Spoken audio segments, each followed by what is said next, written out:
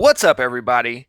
I read a bunch of rando science, history, archaeology, technology articles that are interesting, but they don't have enough to them to do a whole video on. So I'm going to try throwing in a new thing here called the Rando Shat. And if you want to watch it, great. I learn a lot from all of the little pieces here and there that I look at. So if you guys are into it, then I'll work these into rotation.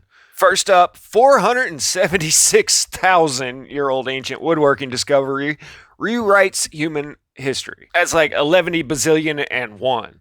So this is at Kalambo Falls, Zimbabwe, and it looks a lot like Southern California terrain there. And they say periodic flooding events deposited layers of sediment that protected these remnants. What was found were two interlocking logs, each exceeding a meter in length, that include signs of notching, tapered ends, scraping, and potentially burning. The intentional notches on the logs indicate designers made them to assemble into larger structures. The level of skill required to modify and assemble these logs indicates a greater cognitive ability than previously thought. Were we even supposed to be human beings according to Darwinism at that time? I thought we were still Neanderthals at the end of the Ice Age 10,000 years ago. And I'm being sarcastic there. I don't believe that. So how did they come to this just shy of 500,000-year-old dating? Well, I would have thought the strata layer, but nah, I guess we got a brand new method here called infrared stimulated luminescence, or IRSL. So this targets specific minerals like feldspar that's found in the sediment layers. And get this, over time, the minerals accumulate energy due to the constant low-level radiation present in the environment. However, sunlight resets this natural clock. By measuring the amount of energy trapped within the feldspar crystals since they were last exposed to sunlight, scientists can determine how long the sediment layers and the artifacts within them have been buried. IRSL analysis revealed a truly astonishing result that the structure at Kalambo Falls was constructed approximately 476,000 years ago. Oh, so what you're telling me is this is carbon dating's cokehead nephew. So they say due to the constant low-level radiation present in the environment. Well, just like right now, we've got a solar storm going on, so it's not always constant. It's not in the article, but usually when you send off for carbon dating analysis, you have to include what strata layer it was found in. So I would assume that they're doing the same thing here and still found this down at a layer that give it such an old dating. You can see they're working by a river here, and this is what I consider real mud flood. It's not some mystical, complicated thing. It's just that rivers flood. And every article will tell you how rare it is to find ancient wood that's not rotted out, but I see it all the time.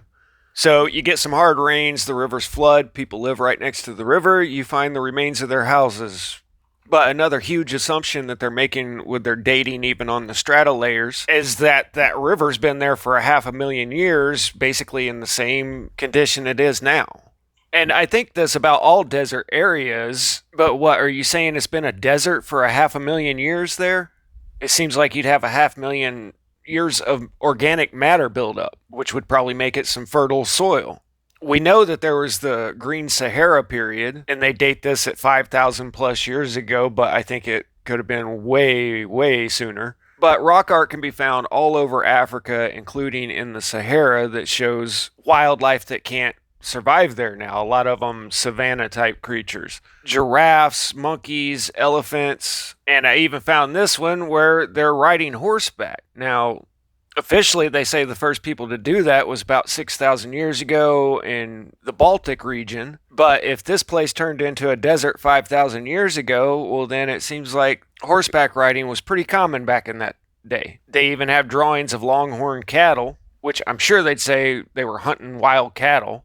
And all of this makes me think of the world's oldest structure from last week.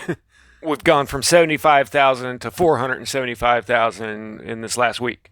Long week. But we've got these somewhat unexplained stone monuments everywhere. I was just reading about the long straight track of these sighting stones all across England. And for some reason they start and stop at cemeteries, graveyards, which to me indicates a spiritual significance to them. But nobody really knows anything about the builders of these or why they built them. And I'm sure everybody's heard about the astronomical alignments, but I've seen that boat run aground too many times. Just some of these do seem to be astronomically aligned, but I've seen people standing out in the field saying, if you stand over here, then the sun rises over that stone. If you walk over here, then at the spring equinox, it's over here. And I'm like, you can do that with anything. I mean, if you're constantly moving your observation point, then I could say that a baseball diamond is meant to symbolize the Southern Cross, and they had rituals there every Friday night. Anytime an archaeologist mentions ritualistic use, that's code for I have no idea, but I still need funding. Anyway, a lot of these ancient standing stone monuments are aligned in geometric patterns, and some do correlate with astronomical alignments, but the majority of them are just like this, or like this. And then somebody gets out a crayon and says, look, it's prehistoric calculus. Well, first off, this big white circle around the exterior doesn't line up with anything and just goes to show that it's not a perfect circle there. This is not an equilateral triangle, and you can just do that with any random 3 points. This is an isosceles triangle, but it doesn't line up with the corners of the building. And then the hexagram is drawn in with random points on the circle that you drew. There's absolutely nothing there indicating that that is a significant point. At the very best here, you've got patterns that are drawn by using a stick and a rope. And I've actually drawn one of these big, huge beach art things up north of San Francisco. This wasn't it, but it was pretty cool. Enough so that when the first hikers started coming in that morning, they said, are you that guy on YouTube? I was like, no. I just had some rope and a couple sticks and thought I'd do something. But back to the cattle, this could have all been living quarters and corrals. And looking at these from the ground level, it reminds me of the grain bins I saw at Canyon of the Ancients. One of the big arguments here is, yeah, but there's no opening. Well, it actually makes a lot of sense to put the opening a couple feet off the ground, trying to keep the smaller critters out.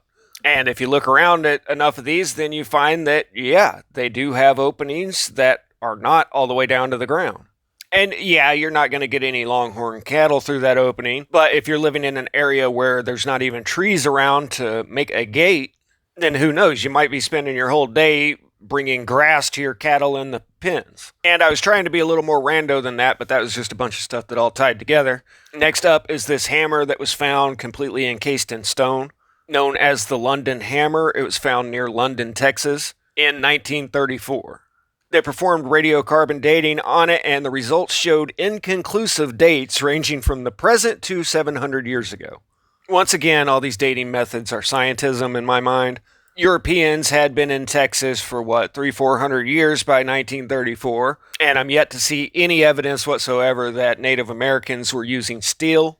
In fact, I heard a story about a trader one time who was wanting to find the local Indians, Native Americans, they all called them Indians back in the day, and he asked someone how to accomplish that, and he said, well, you just take that steel axe head, hang it from a rope on a tree, and come back a week later, and there'll be plenty of Native Americans around.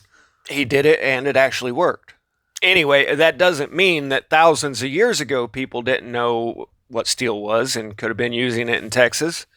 But a geologist says about this, the stone is real and it looks impressive to someone unfamiliar with geological processes. Minerals in solution can harden around an intrusive object dropped in a crack or simply left on the ground.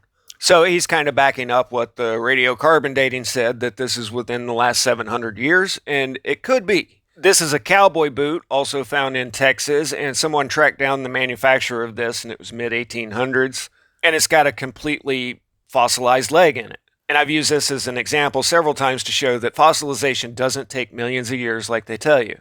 It just requires specific conditions, and a lot of times it's actually from a mud flood type scenario because they're buried in sediment. I can't remember exactly when this was discovered, but it goes to show that in less than 150 years, you can completely fossilize something.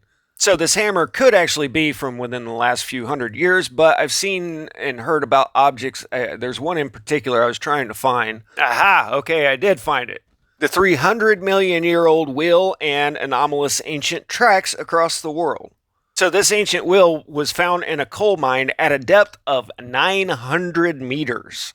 So at almost 3,000 feet below the surface, you have a coal deposit, which means at one point this was at the surface, close to the surface. Coal is usually formed from like peat bogs, and also after the Mount St. Helens explosion, I saw a study done there where all of the dead trees had been blown into the lake, and then the wind blows and agitates the water, and it's just a big grinder that grinds up the trees. All the bark falls down, and eventually the trees. So you have this thick matting of organic material that eventually gets buried and compressed and turns into coal. So to find a wagon wheel in that process at 900 meters down means that people have been here for a really long time. Sure, I'll go with the 300 million years on this. So what do they do when they find a world history changing discovery like this? Well, you close the mine down and you flood it so that nobody can look around anymore. If they had found a V8 engine block in there, then they probably would have left the miners in there when they flooded it. Anyway, that is the Rando S.H.A.T. I hope you enjoyed it. If you did, then we'll do more of these. Static out.